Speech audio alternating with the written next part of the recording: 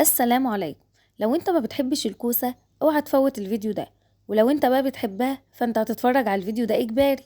بس عايزه احكي لكم حكايتي مع الكوسه دي ما كنتش بحبها خالص من اول ما امي كانت بتعملها في الحل، ويوم ما اتعملت في صينيه ودخلت الفرن الله بقت عشق.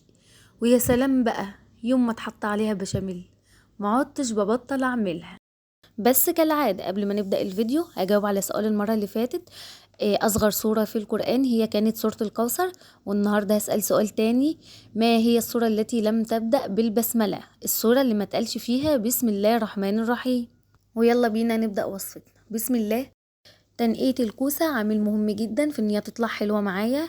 هجيب الواحدة الوسط، مش هجيبها صغيرة جدا ولا كبيرة. الكبيرة هيبقى فيها مية واللي ما بيحبهاش مش هيحبها. اول حاجه. تاني حاجه هاجي هفحرها بالمفحره. فيها ناحيتين، ناحيه مشرشره كده هي دي اللي هتديلي الخطوط الجميله دي. وهفحرها عادي. وفي واحده تانية بتسهل عليا حفر الكوسه احسن من دي، بس انا حبيت اوريكم دي ودي علشان يعني اللي مش عنده دي يعمل بدي، واللي مش عنده دي يعمل بدي. انا حبيت اوريك واحده تانية. لو انت ما بتعرفيش تفحر الكوسه وبتتخرم منك، هتقيسي الكوسايه على قد المفحره وتحط صبعك عندها كده مش هتتخرم من تحت. تمام. هنشيل الحته اللي تحت والحته اللي فوق. هوريكم بقى دي التانية بقى اللي انا بحبها. دي بصوا بقى يا جماعه سحر. لف لف لف لف. ها. اعكس. طلع. جميله. انا عن نفسي بحبها. بحب دي في الكوسه، هي مش هتمشي غير في الكوسه. وعادي جدا لو واحده اتخرمت منك عادي، انا بيتخرم مني وساعات بتتقطع مني وبحشيها وبحطها عادي. الرز ده انا كنت عملته معاكم خلطه المحشي قبل كده، وده كان فايض مني وكملت حشو اكني لسه عاملاه النهارده. بس ما تغسليش ما تنقعيش الرز في ميه عشان ما يشربش ميه كتير. وبعمل صنف وبعد يومين اعمل صنف تاني. بسيبه على رف التلاجة مش في الفريزر.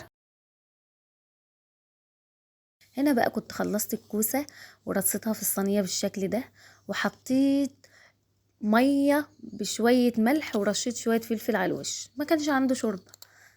على فكره انا كنت عامله الاكله دي كده بس قرديح.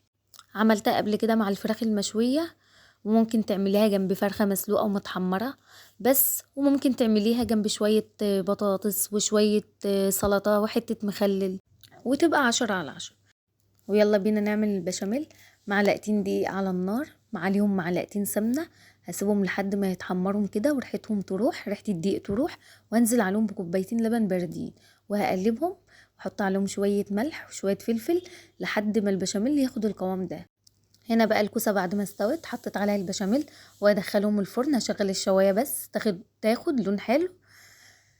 وبكده اكون خلصت معاكم وصفتنا. وبصراحه اللي ما بيحبش الكوسه هيحبها. جربوها وادعولي وادعوا لإيمان اللي عرفتنا على الوصفة دي. مع السلامة.